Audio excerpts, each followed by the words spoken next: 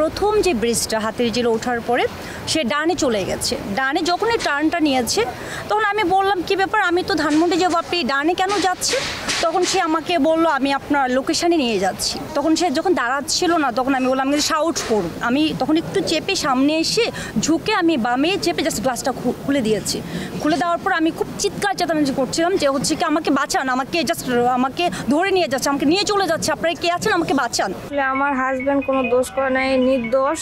উনি একটা কল আসছিল ওনার কাছে, উনি কলটা রিসিভ করার পর যাত্রী উঠায়। এ যাত্রী ধানমন্ডিতে যাইবে, পরে এনার লোকেশনে যে বলতেছিল যাইতেছিল, যার পরে ইতিমধ্যে ইনি বলে এনার মধুবাগ থেকে এনার একটা বন্ধু এনার গাড়িতে উঠবে, এনার সঙ্গে যাবে। তো আমার হাজব্যান্ড বলছে তাহলে লোকেশনটা আমাকে ম্যাডাম অ্যাড করতে বলেন। উনি বলে না, লোকেশন অ্যাড করা যাবে না। তখন আমার হাজব্যান্ড বলছে লোকেশন অ্যাড করা মানে অ্যাড না যদি করেন এভাবে তো যাওয়া সম্ভব না ম্যাডাম। কেন যাবেন না? আমার হাজব্যান্ডের সঙ্গে খারাপ বিহেভ করার পরে উনি বলে আমি কিন্তু টাচ করবো, চিল্লাবো, এমন করে বলতেছে। তখন আমার হাজব্যান্ড বলছে ঠিক আছে আপনি নামাই যান, আপনাকে নামিয়ে দিচ্ছি, আপনি নামে যান। তো নামে দেওয়া হয়, ইনি দরজাটা ঠাস করে লাগাই দিয়ে নেমে যান এবং আমার হাজব্যান্ডকে তার ভাড়াও দেয় নাই। পরে ইনি এনার জায়গায় চলে যান, আমার হাজব্যান্ডের মতন চলে যায়। পরে ইনি বলছেন যে আমার হাজব্যান্ড নাকি তাকে কিডন্যাপ করার চেষ্টা করছে, বিভিন্ন এনাকে ফাঁসাইছে।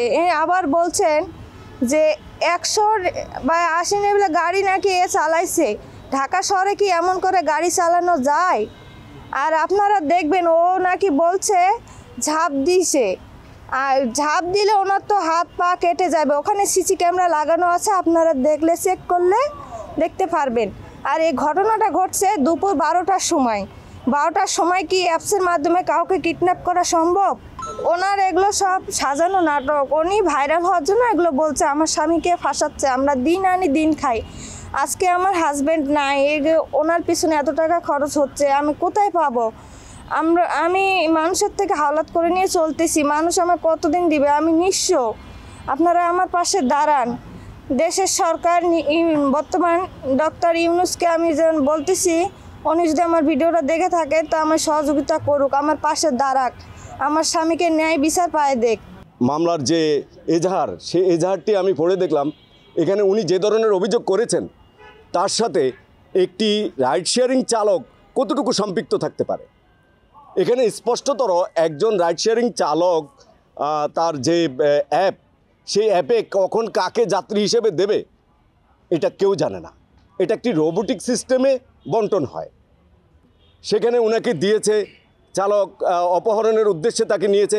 তাই যদি হতো তাহলে চালকের কাছে সিস্টেম ছিল। চালক যদি সেন্ট্রালি ওই গ্লাস নামানোর অপশনটি অফ করে রাখতেন, তিনি গ্লাসও নামাতে পারতেন না। তিনি একজন সচেতন নাগরিক, এইটুকু অন্তত আমরা হলফ করে বলতে পারি।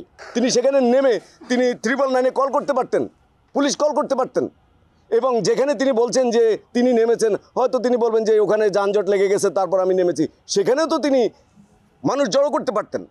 সেই সব না করে তারপরে এসে তিনি এটাকে মামলা করে সংবাদ সম্মেলন করে, যদিও সবাই বলাবলি করে এগুলো হচ্ছে মিডিয়া জগতের একটা ভাইরাল হওয়ার একটা প্রক্রিয়া, আমি সে ধরনের মন্তব্য করতে চাই না। যদি তিনি সেটা করে থাকেন আমরা এর তীব্র নিন্দা জ্ঞাপন করি। আপনারা অন্তত আমাদেরকে নিয়ে খেলবেন না। যদি তাই করেন তাহলে এই শক্ত হাতগুলো যখন বর্জ্য মুষ্টি হয়ে উপরের দিকে উঠবে তখন কেউ ছাড়া পাবে না।